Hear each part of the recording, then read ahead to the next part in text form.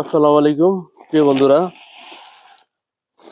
তো এখন আমার নিজের ক্ষেতে সার বুনবো, এসব কাজ আসলে মূলত আমরা আগে করতাম, ঠিক কিনা?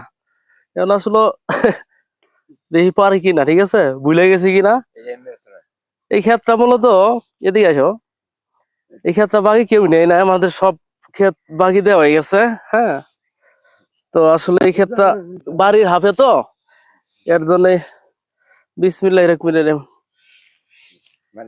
ঠিক আছে কিনা?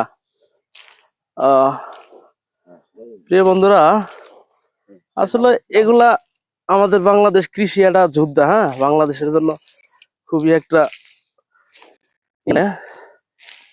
সারবোনা হইতেছে কিনা আব্বা, কিছু হবো না, সামনে আয়। আসলে কৃষি কাজ করা অনেক কষ্ট, কৃষি কাজ যে আসলে এত কষ্ট, এটা আমাদের এই চাউল গুলা কই থেকে আসে, হ্যাঁ, এটা আসলে আমরা বুঝি না। হ্যাঁ প্রিয় বন্ধুরা, কাজ কাম করলে আসলে শরীর স্বাস্থ্য ভালো থাকে। হ্যাঁ, এটা আসলে পটাশ মিশ্রিত, তো না, পটাশ আরই না, আর ই ডিএপি ইউরিয়া যেমন না।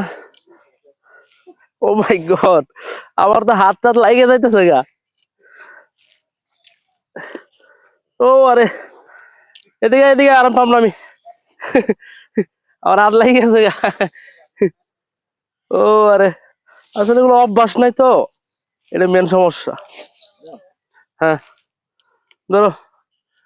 ও আরে, হাত লাগিয়ে গেছে গা, ঠিক আছে। এই আব্বা ই করতেছে,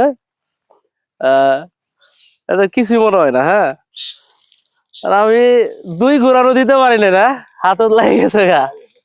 তো লড়িস না, লড়লে ই হয়ে যায়। এটাই প্রিয় বন্ধুরা, এটা এদিকে ধরো।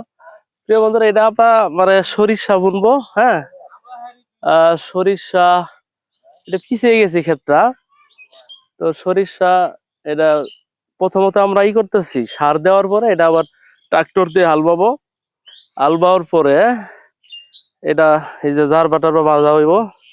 এই ক্ষেত্রে আমরা নিজেই করতেছি, আর বাকি যেগুলো ক্ষেত আছে এগুলো সবই আমরা বর্গা দিয়ে দিছি, বর্গা বা বাগি। হ্যাঁ, যাই নেন আপনারা। তো গ্রামে আসলে কাজ করলে, বুঝছো, গ্যাস্ট্রিকের এই প্রবলেমটা থাকে না।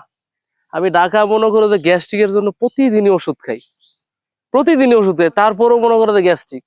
আর গ্রামে যদি প্রতিনিয়ত কাজ করা যায়, গ্যাস্ট্রিক থাকে না। একবারে আমি এক সময় কাজ করছি না, মনে করো যে গ্যাস্ট্রিক সবসময় পেট পেট মনে করো যে ফাফাটা কম থাকে, নড়লেই হয়। তো আসসালামু আলাইকুম, সবাই ভালো থাকবেন।